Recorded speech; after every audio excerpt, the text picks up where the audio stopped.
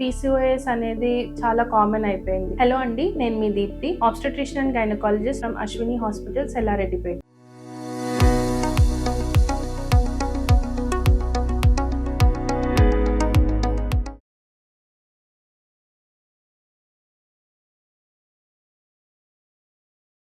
ప్రతి 5గురిలో ఒకళ్ళకైనా మనకి పీసీఓఎస్ సమస్య అనేది ఉంటుంది. వాళ్ళు దాంతో చాలా బాధపడుతున్నారు. ఇర్రెగ్యులర్ సైకిల్స్ రావడము, లేకపోతే పీరియడ్స్ కరెక్ట్ గా లేకపోవడము, దానివల్ల మనకి మొహం మీద పింపుల్స్, ఇట్లాంటి యాక్నే ప్రాబ్లమ్స్, హెల్త్ ఇష్యూస్, పెళ్ళైన తర్వాత ఇన్ఫర్టిలిటీ ఇష్యూస్, ఇవన్నీ చాలా కామన్ గా అవుతున్నాయి. మనకి లైఫ్ స్టైల్ చేంజెస్ వల్లనే ఇట్లా అవుతుంది. ఈ మధ్య పీసీఓఎస్ లో కూడా మనకి గైడ్ లైన్స్ చేంజ్ అయ్యి పీమోస్ అని అంటున్నాము. పీమోస్ అంటే poly endocrine ovarian metabolic syndrome. అంటే మనకి ఇది ఓన్లీ ఓవరీకి సంబంధించింది కాదు, ఇప్పుడు ప్రతి ఒక్క ఆర్గాన్ అనేది ఇన్వాల్వ్ అవుతుంది.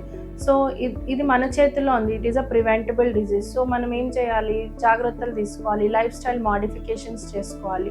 బేసిక్గా టాబ్లెట్స్తో అనేది అవుతుందా, క్యూర్ అవుతుందా అనేది పీసీఓఎస్తో అవ్వదు. సో మనం ఏం చేయాలి, ఫస్ట్ ఆఫ్ ఆల్ మన డైట్ అనేది కరెక్ట్గా పెట్టుకోవాలి. ఆకుకూరలు, కూరగాయలు, ఇవన్నీ కొంచెం లీన్ మీట్ తీసుకోవడము, ఫిష్, ఇవన్నీ తీసుకోవాలి. ఇంకొకటి మన ఎక్సర్సైజ్, అట్లీస్ట్ 30 minutes అయినా వాకింగ్ చేయడము, లేకపోతే కార్డియో చేయడము, ఏదో ఒక ఎక్సర్సైజ్ లాంటిది పెట్టుకోవాల్సి ఉంటుంది. స్లీప్ అనేది మనం బాగా నెగ్లెక్ట్ చేస్తాము. అది మనకు కనీసం 6 to 7 hours ఆఫ్ స్లీప్ అనేది చాలా ఇంపార్టెంట్. ఇవన్నీ కాకుండా స్ట్రెస్ మేనేజ్మెంట్, ఈ మధ్య అందరికీ సాఫ్ట్వేర్ వాళ్ళకి కానీ ఎవరికైనా కానీ స్ట్రెస్ మేనేజ్మెంట్ అనేది బేసిక్ అయిపోయింది. సో పీసీఓఎస్ అనేది దాని వల్ల కూడా వస్తుంది.